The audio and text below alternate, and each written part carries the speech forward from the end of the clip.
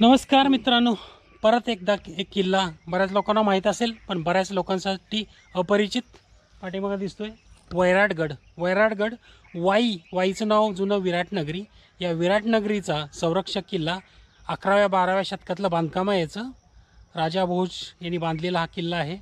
तर या गावाचं जिथं आपण आलो आहोत किंवा गड चढायला सुरू करतो दोन बाजूनी येऊ शकता. आम्ही आलो व्याजवाडी हे गाव आहे आणि याच्या पायथ्याला जी वाडी म्हणजे व्याजवाडीपासून पुढं घेरेवाडी ही याच गावाची एक वस्ती आहे. तर तिथून मार्ग चालू होतो वरती चढण्याचा. या किल्ल्याबद्दलचं विशेष महत्त्व वाई या नगरीचं संरक्षण हेच होतं. याच्या वाईच्या पलीकडे पांडवगड आहे, तो मला माहितीच आहे. तसाच हा वैराटगड. या बाजूनी चालण्यासाठी थोडा वेळ लागेल, एखादा तास किंवा दीड तासही लागेल. पलीकडच्या बाजूनी चढाई अवघड आहे, वेळ कमी लागतो. तर आता आपण सुरू केलं आहे, चला वरती जाऊया. आज माझ्यासोबत आहे पराग, भाऊ त्याचा हर्षल आणि पवारसाहेब आपले नेहमीचेच अनिल पवारसाहेब. जवळपास 3500 फूट उंचीचा असलेला हा वैराटगड तुम्ही पायथ्याला याल तेव्हा हा खूपच उंच वाटतो. राजा भोज यांनी 11व्या शतकाच्या आसपास बांधलेला हा किल्ला पुढे यादव, निजामशाही, आदिलशाही आणि नंतर स्वराज्यात सामील झाला. चढाई किंवा वाट अवघड जरी नसली तरी चढाई बऱ्यापैकी स्टीप आहे. तुम्ही ज्यावेळी चालायला सुरू करता एक 10 मिनटात तुम्हाला उंची लक्षात येईल. पाठीमागं गडाची उंची खालून भरपूर दिसते, पण वरती जाण्यासाठी फार वेळ लागत नाही. फक्त चढण्याचा जो स्टॅमिना आहे या गडावर बऱ्यापैकी लागतो. एखादा तास नाही लागायचा कदाचित तिथून. पण तुम्ही जर इथं येणार असाल तर चालण्याची कपॅसिटी आणि आता बघा चढाई तुम्हाला दाखवतो कशा प्रकारची आहे. ही दुसरी वेळ आहे आमची यायची, अनिलची माझी. तर इथे झाडं वगैरे त्यावेळी नव्हती, सगळं मोकळं होतं. पण आता झाडांची वाढ व्यवस्थित झालेली आहे आणि एक जंगलासारखा भाग तयार झालेला आहे. त्यामुळं गार हवा आणि नॉर्मल तुम्हाला चढाई करायला फारसा त्रास होणार नाही. चला, निम्म नाही, एक 10 मिनटं झालीत, अजून मला वाटतं 20-25 मिनटं तर नक्की लागतील वर जायला. चला तर मग निघूया वरती.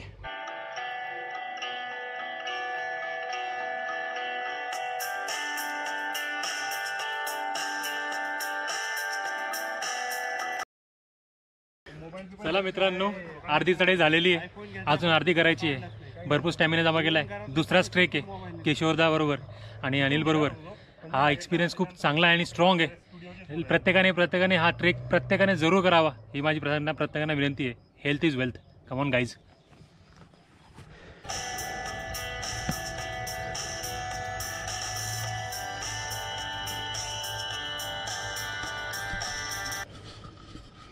जवळपास मध्यात आलो आहे.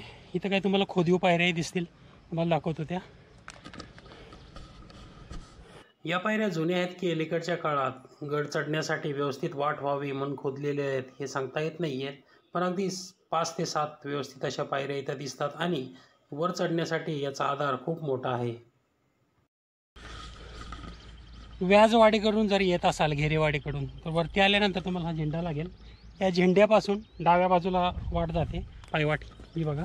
इथून वरती जाणारी वाट आहे, पण या वाटेने जाऊ नका. या बाजूला मध्ये एक नाळ आहे, त्या नाळीतून पलीकडं समोरच्या बाजूला एक झेंडा उभा केलेला आहे. इथं दगडांवरती बाणही आहेत. तर हा मार्ग इकडून आला तर इथून जा, वरती जाल. वरती चढायची वाट अवघड आहे, एकदम तासलेला कडा आहे, इथून जाता येणार नाही. कदाचित त्या गोराक्यांचे रस्ते असावेत तर ते अवघड आहेत. तर हे झेंडे जे आहेत मोठे, झेंडा काठी, जर झेंडा नसेल तरी तर ते फॉलो करा. तुम्हाला दाखवतो हा. स्वराज्यावर चालून आलेला अफजल खान या वाई भागातच आला होता. वर्ष होतं 1659. महाराजांनी मुत्सद्देगिरीने त्याला प्रतापगडाच्या पायथ्याशी आणलं आणि 10 नोव्हेंबर 1659ला अफजल खानाचा वध केला. त्यानंतर कुठलीही उसंत न घेता दुसऱ्याच दिवशी वाई प्रांत, त्यानंतर सातारा, कराड आणि पुढे 12व्या ते 15व्या दिवशी महाराजांनी पन्हाळा जिंकला. त्याच सुमारास हे वैराटगड, पांडवगड हे वाई प्रांतातले किल्ले स्वराज्यात सामील झाले असावेत. मित्रांनो, इथे जंगल झालं आहे, ते बघा कसं आहे घनदाट.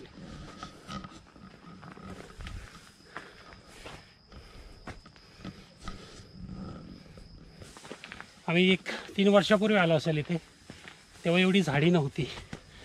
आता अगदी निसर्गरम्य वातावरण तयार झालं आहे.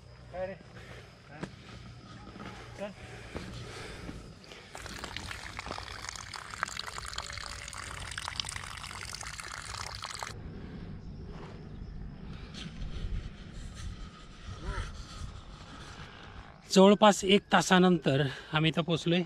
भगवा ध्वज दिसतोय तुम्हाला आणि पाठीमागं तो जो बुरुज दिसतोय त्याच्या बाजूनीच जो जुना महादरवाजा गडाचा होता तो आहे. तिथं जाणारी वाट साधारणतः जसं मी सांगितलं 1-1.25 तास लागतो इथे येण्यासाठी. चढाई खडी आहे. इथे आताही दिसेल तुम्हाला. भरपूर दमछाक करणारे आहे. शक्यतो ऊन नसावं, नाहीतर इथे येण्यासाठी 2 ते 2.5 तास नक्की लागतील. तर इथं आलात तर लवकर या शक्यतो. आता आज आम्ही नशिबावर आहोत की ऊन नाही आहे, ऊन आभाळ आहे, कुठलंही ऊन नाही, थंड हवावरती आल्यानंतर लागते. तर चला 5 मिनटं लागतील किंवा 10 मिनटं दरवाजापर्यंत जाऊ. जय शिवाजी, जय शिवाजी, जय जय जय जय जय शिवाजी, छत्रपती शिवाजी महाराज की जय. गडावर वरती जाताना बरीच पाण्याची टाकी पाहायला मिळतात. खोदीव पाण्याची टाकी ती तुम्हाला दाखवतो. महादरवाजा सुरू व्हायच्या अगोदर ही पाण्याची टाकी आहेत. हे जे तुम्हाला दिसतंय हे खांब टाका आहे. याच्यात आजही व्यवस्थित पाणी आहे.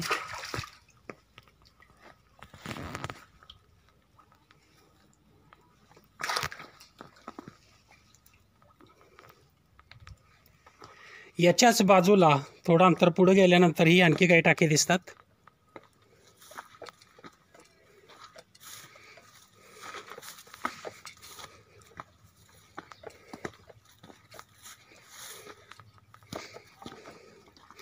हे एक आहे बघा.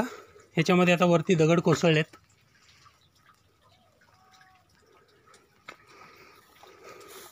इथून पुढे गेल्यानंतरही आणखी 2 पाण्याची टाकी पाहायला मिळतात. खोदीवाशी आजही व्यवस्थित पाणी असणारी टाकी आहेत.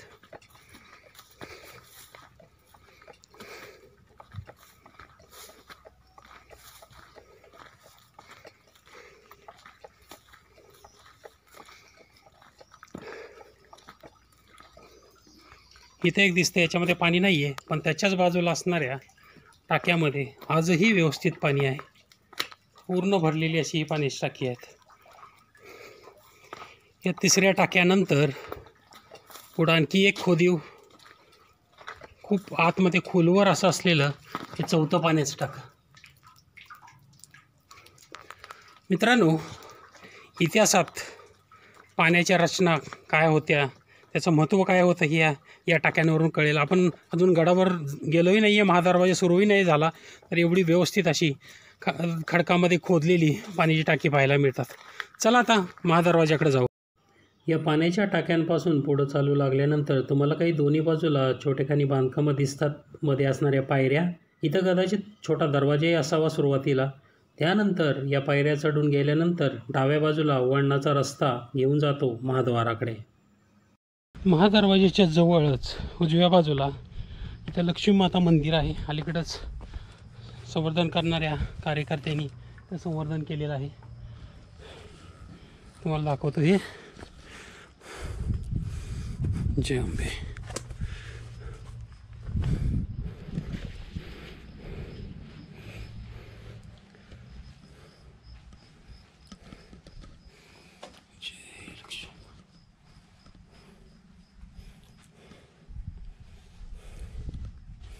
या मंदिराच्या जवळच एक गुहाही आहे. तुम्हाला दाखवतो. छोटेखानी गुहा आहे. महाद्वाराकडे जाणाऱ्या ज्या पायऱ्या आहेत त्यांच्या उजव्या बाजूला एक छोटेखानी गुहा आहे. त्याचं प्रयोजन काय आहे हे कळत नाही आहे. आतमध्ये डोकावून पाहण्याचा प्रयत्न केल्यानंतर त्याचा काही भाग तुम्हाला दिसतो, पण पुढे जाऊन ती आतमध्ये वळली असल्यामुळे आतमध्ये काय आहे हे सांगता येत नाही, किंवा याचं प्रयोजन काय आहे हेही कळत नाही आहे. समोर दिसणारी गुहा डाव्या बाजूला वळलेली आहे, त्यानंतर परत पुढं सरळ झालेली आहे. आपण महादरवाजात पोचलो. इथं बऱ्याच तुम्हाला रेखीव पायऱ्या दिसतील. इथंही आहेत. या बाजूने येणार एक मार्ग आहे जिथून महालक्ष्मी मंदिर आणि गुहा बघितली. या बाजूने एक येतो. चला आता या पायऱ्यातून वरती महाद्वाराकडे जाऊ. सहजासहजी शत्रूच्या नजरेच्या टप्प्यात येणार नाही असा दरवाजा याही गडाला आहे. पायवाटेने वरती आल्यानंतर डाव्या बाजूला या पायऱ्या चढून गेल्यानंतर त्याही वळणाच्या आहेत. डाव्या बाजूला नंतर उजव्या बाजूला असणारं वळण, अशा प्रकारची रचना आहे. आणि त्यानंतरच आपण महादरवाजात पोहोचतो.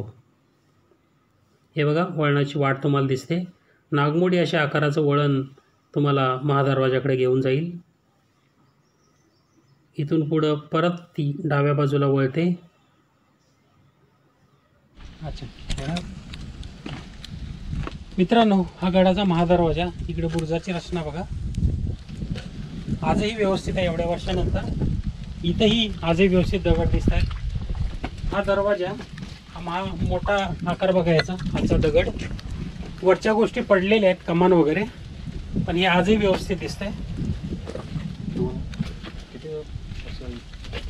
6 फुटाचा, साधारणतः 6 फुटाचा असावा. आणि इथं आल्यानंतर दोन्ही बाजूला पहारेकऱ्यांच्या देवड्या इकडे दिसते. पडझड झालेली आहे तरी पण आकार व्यवस्थित दिसतो. याही बाजूला आहे.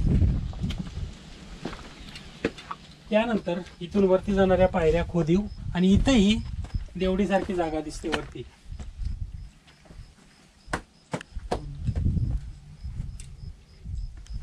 शेकडो वर्षापूर्वीच्या या गडकिल्ल्यांच्या रचना, कितीही डोंगर चढून आलं, कितीही थकवा आलेला असला तरी आपला गौरवशाली इतिहास बघता इथं आल्यानंतर पूर्ण थकवा पळून जातो.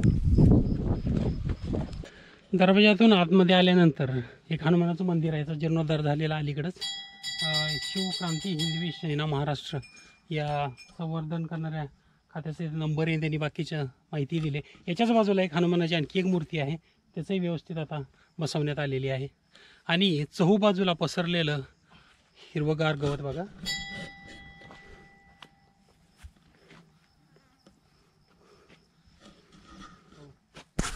जय बजरंगबली, जय श्रीराम. मुख्य जे मंदिर आहे, महाराजांची मूर्ती. छत्रपती शिवाजी महाराज की जय.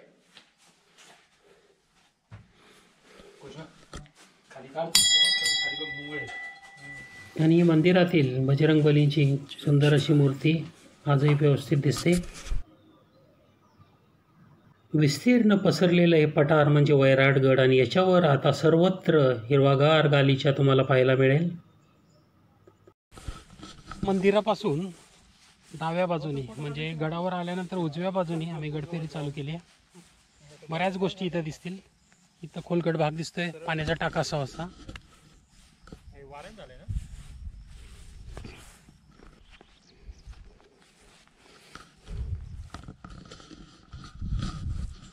उजव्या बाजूने आल्यानंतर तुम्हाला जो तड दाखवला त्याच्या बाजूने आल्यानंतर इथे एक गडावर खाली जाणारी वाट दिसते. इथं पायऱ्याही व्यवस्थित आहेत, बघूया आपण आता.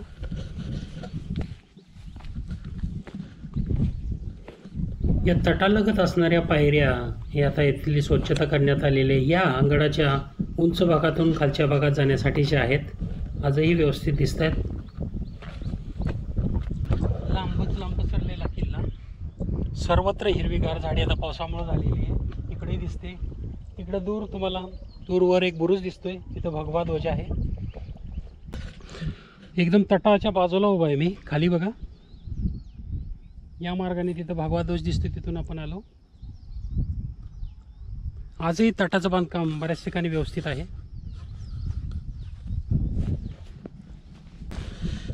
इथे एक मध्यात पाण्याचं टाकं दिसतंय, तुम्हाला दाखवतो.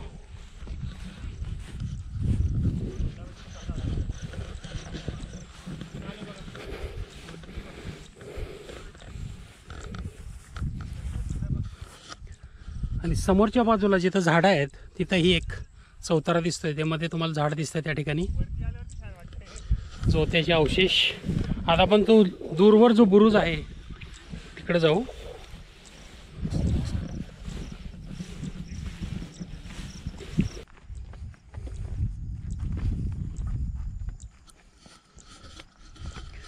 या गडाचा जो मुख्य भाग आहे त्याच्यातून आपण या बुरुजाकडे जाऊ लागलो की इथे एक आडवी भिंत आहे, तुम्हाला दिसते बघा.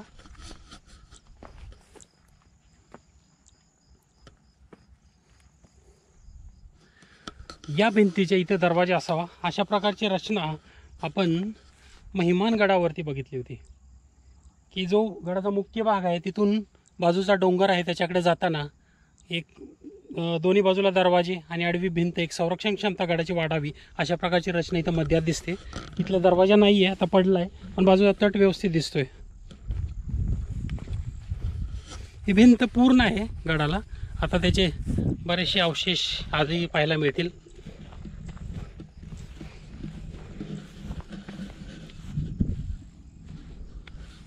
इथे बघा दिसते पूर्ण भिंत.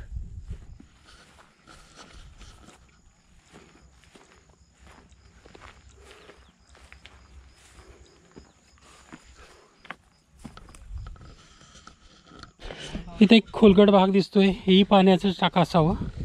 त्याच्यामध्ये एक पांढरा दगड दिसतोय, बघूया काय आहे ते.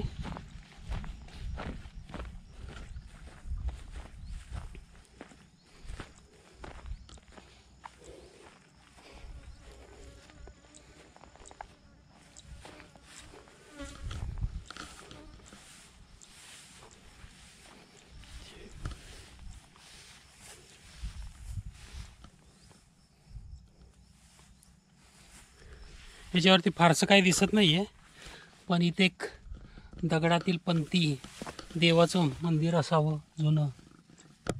ही पंथी दिसते तुम्हाला दगडी.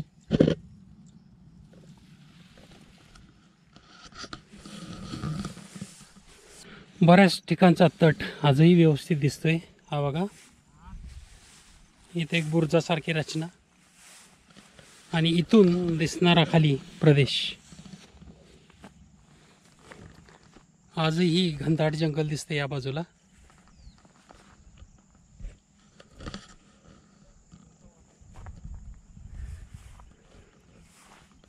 याच्या पलीकडच्या बाजूला ही तटबंदी आजही व्यवस्थित दिसते.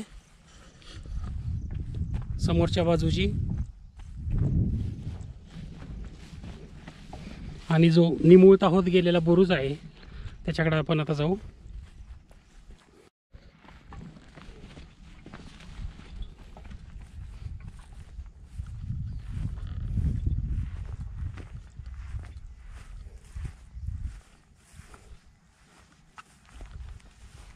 काय आहे रे इथं? खड्डा वाटते पडलेला.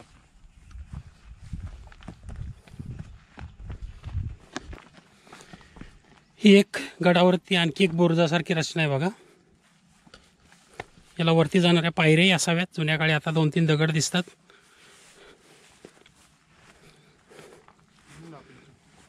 तोच.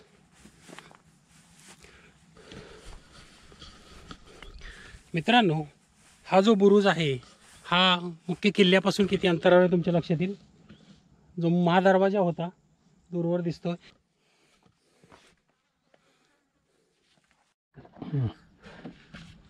मित्रांनो, गडावरील ही अद्भुत चोरवाट आहे. इथं वरती बांधून काढलेलं आहे, पण ही जागा आहे ही नैसर्गिक तयार झालेली असावी. आणि याच्यातून अशी एक रचना आहे, त्याच्यातून बाहेर जाणारा मार्ग होता. बघूया खाली जाता येतं का आपल्याला.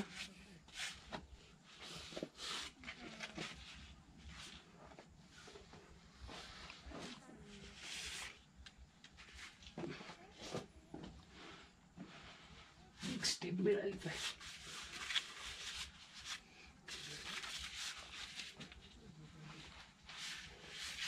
डन.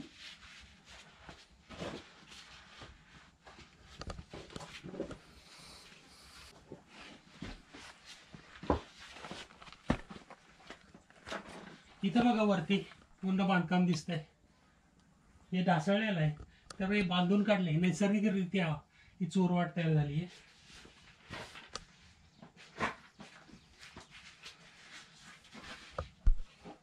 कीड होते पाणी.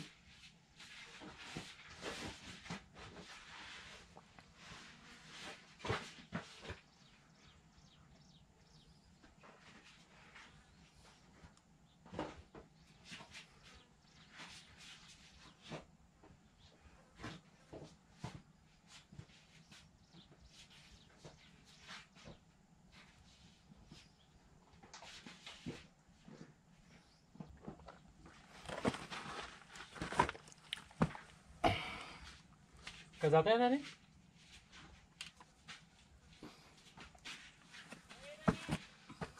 नाही भेटत.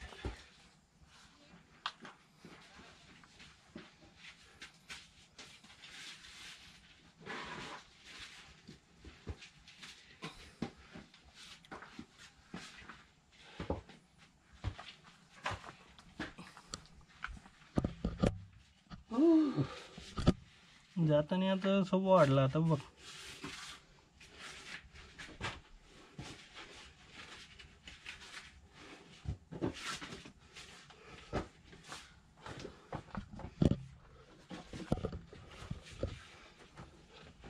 सर वरती मी हात देतो.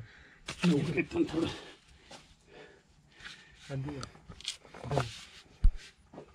थांब. आणि सर त्याला हात देतो. तू असं वरती आणि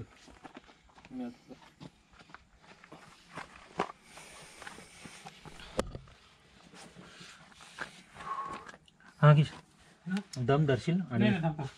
पायाला ग्रीप इथं आहे ना दगड. माझ्याकडेच तोंड कर ना, इकडे उलटा नको तोंड करू. नाही नाही इथं पाय ठेवायला जागा आहे.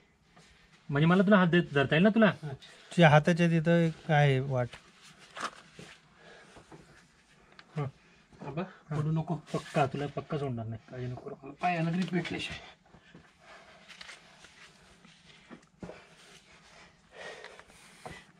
हा माग माग आहे ना ते पाय.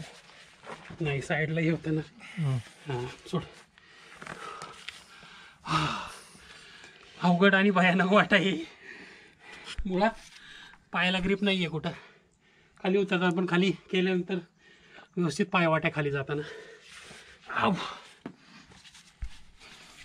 येतच अशी चोर वाट कुठल्याच किल्ल्याला नाही बघितली. नैसर्गिकरित्या वरती बांधून काढलेली आणि खाली तुम्ही बघा एकदम ताशीवकड आहे आणि खाली पूर्ण जंगलात उतरते ही वाट. दोन्ही बाजूचा तट, या बाजूचा तट उंच आहे पण याच्या उजव्या बाजूचा तट आजही व्यवस्थित आहे. बऱ्याच ठिकाणी जंग्या वगैरे दिसतात. आता गवत बरंचसं वाढलेलं आहे पण आजही लांब लचक हा बुरुज आहे. त्या बुरुजाचा दोन्ही बाजूचा तटाचा भाग.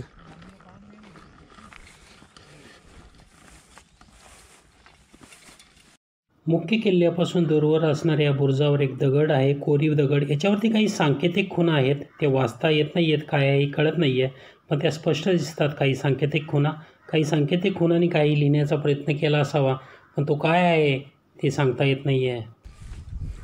यानंतर पलीकडच्या तटाच्या बाजूनी आता आपण वैराटेश्वर मंदिराकडे जाऊया. आता आपण त्या बुरुजाकडून पाठीमागच्या बाजूने फेरी पूर्ण करतोय. इथला तट बघा, याची रुंदी 4 ते 5 फुटाचा तट आहे. हा व्यवस्थित चालण्यासाठी वाट पण आहे त्याच्यावर. खोल ताशीव कडा, खाली दिसणारं जंगल आणि त्याच्यावर आजही इतक्या वर्षानंतरही दिमाखात उभा असलेला हा तट. याचा आकार वेगवेगळ्या ठिकाणी वेगवेगळा दिसतो. गरजेनुसार तुम्हाला 5 ते 6 फुटापासून 8 ते 10 फुटापर्यंतही दिसेल. याच्यावरून तोफ त्याच्या गाड्यासहित तुम्ही नेऊ शकता. एवढी मोठी जागा याच्यावरती दिसते. समोर बघा, आपला गौरवशाली इतिहास जपत हे तट आजही सह्याद्रीच्या डोंगररांगांमध्ये उभे आहेत.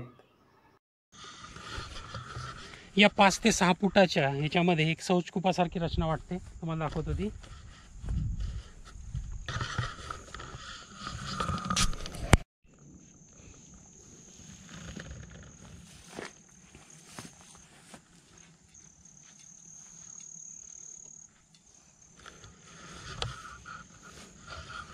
याची थोडी पडझड झाली असली तरी वरचं छत नसलं तरी यातली रचना दिसते. याच्यामध्ये गवत वगैरे वाढले. आता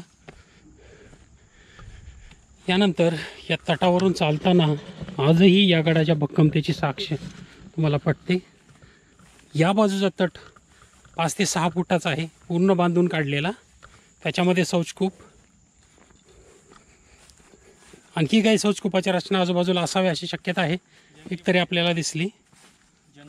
तर या भव्य तटामध्ये असलेली तोफेची एक जंगी दिसते, गवतामध्ये लपलेली. पाण्याचा प्रयत्न करूया. ही आरपार दिसते. छोटेखानी तोफेसाठी किंवा बंदुकीसाठी असावी अशा प्रकारची रचना वाटते.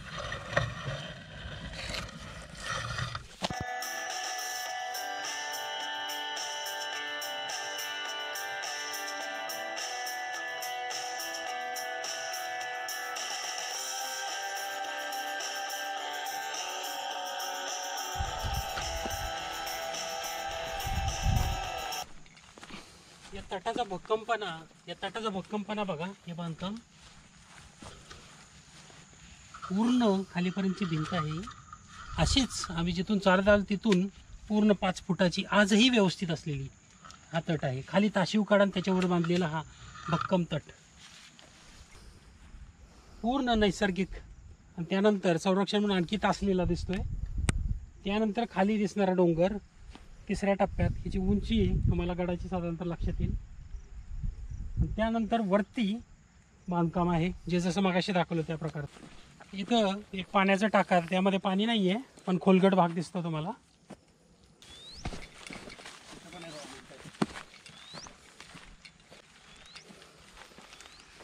इथं एक शौचकूपासारखी रचना दिसते, याच्यामध्ये माती भरली आहे, वरचा भाग नाही आहे पण हेही शौचकूपच असावं.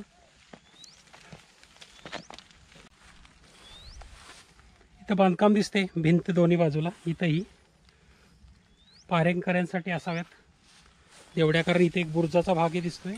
पूर्ण या तटावरून पुढे जात आम्ही अगदी आता गडाच्या या बाजूच्या टोकावर पोचलो आहोत.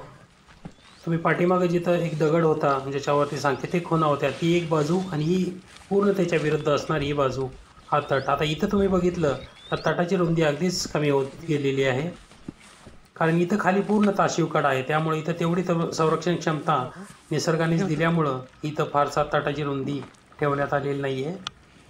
परत तो पुढं विस्तारित होत जातो. अशा प्रकारच्या वेगवेगळ्या ठिकाणी वेगवेगळ्या प्रकारच्या रचना करण्यात आलेल्या आहेत. हा एक छोटेखानी बुरुजासारखा भाग आहे वरती चढून जाण्यासाठी. इथं एक शिवलिंग वगैरे किंवा वेगळे काही रेखीव दगडी दिसतात. हा एक दिसतोय तुम्हाला, ही छोटेखानी शिवलिंग. आणि या बुरुजाच्या खाली दिसणारा भाग बघा, इथं एक गोलाकार रचनेची बांधकामं दिसते. तटाचं बांधकाम अशा प्रकारे आपण आता पूर्ण गडाला प्रदक्षिणा करून मंदिरापाशी आलोय. पावसाला सुरुवात झाली आता. चला मंदिरात जाऊया.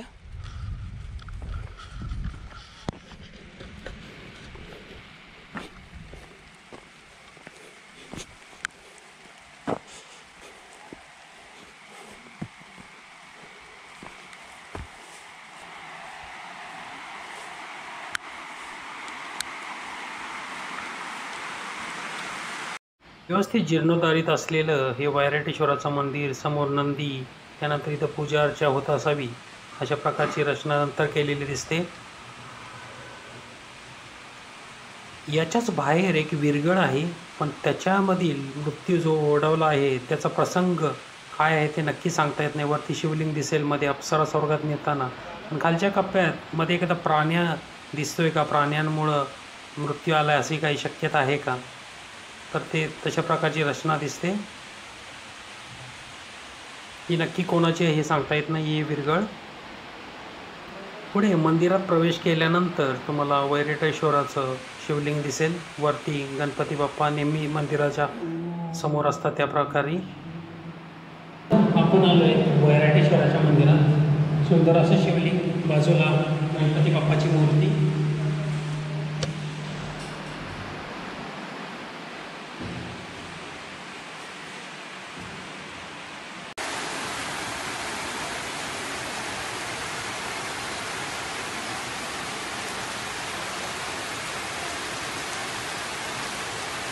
पाऊस थोडासा कमी झाला आहे, त्यानंतर मंदिराच्या समोर असलेल्या ताटावरून समोर पाहण्याचा प्रयत्न केल्यानंतर तुम्हाला दिसणारा नजारा. या गडावर अलीकडच्या काळात एक आश्रमही उभारण्यात आलेला आहे. तुम्हाला समोर दिसतोय उजव्या बाजूला असणारा, आणि त्याच्या समोर एक जुनं मंदिरही आहे. बाहेर तुम्हाला नंदी दिसेल, त्याच्यावरून हे महादेव मंदिर असावं, पण आतमध्ये देवीची एक मूर्ती दिसते. हा नंदी दिसतोय तुम्हाला. आणि हे मंदिर आहे, याच्यामध्ये एक देवीची सुबक अशी मूर्ती पाहायला मिळते आतमध्ये गेल्यानंतर. याचं पाठीमागची भिंत पडलेली आहे. याच्या चौतऱ्यावर एक शिवलिंगी दिसतं, पण इथं मध्यात ही देवीची मूर्ती दिसते.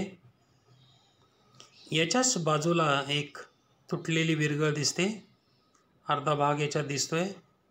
तुटलेली असावी किंवा ही कदाचित एवढीच असावी. आणि या मंदिराच्या बाजूनी उजव्या बाजूच्या तटावर गेल्यानंतर इथे एक शौचकूपासारखी रचना पाहायला मिळते. याची पडझड झालेली दिसते, तरी पण त्याचा आकार व्यवस्थित नजरेस पडतो. वरती असलेला दगड.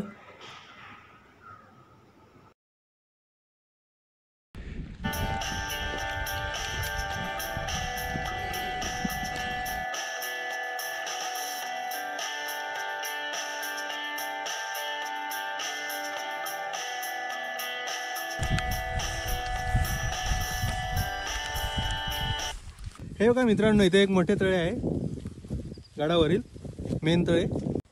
गडावर छोट्या मोठ्या आकाराचे अनेक टाके आहेत, आता पूर्ण पाण्याने भरलेले आहेत. या तळ्याच्या बाजूला एक झाडाखाली नंदी आणि काही देवतेचे दगडी दिसतात.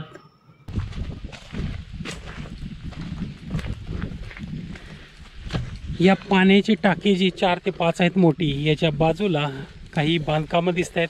ही गडाच्या मध्यात आहे, वाडे वगैरे असावेत. हे दगड दिसत आहेत इथं. हे एक पाण्याचं टाकं, यातला व्यवस्थित गाळ काढल्यामुळे त्यात पाणी जमा झालेलं आहे. भव्य अशी मध्यात 3 पाण्याची टाकी आहेत. या तिसऱ्या पाण्याच्या टाक्यानंतर आपण येऊन पोचलो गडाच्या महादरवाजाजवळ.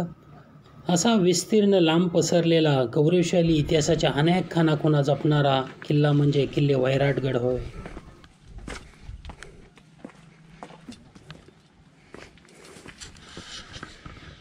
मित्रांनो, अशा प्रकारे आपण आज वैराटगडाची सफर केली. आता निघालो आहे आम्ही खाली. पाऊसही भरपूर पडला आहे, थोडासा पाऊस अजूनही चालू आहे. जाण्यासाठी थोडं वेळ लागेल कारण घसरडं होतं थोड्या अंतरानंतर. चला तर मग परत भेटू अशाच सह्याद्रीच्या वाटेवर. तोपर्यंत धन्यवाद, नमस्कार.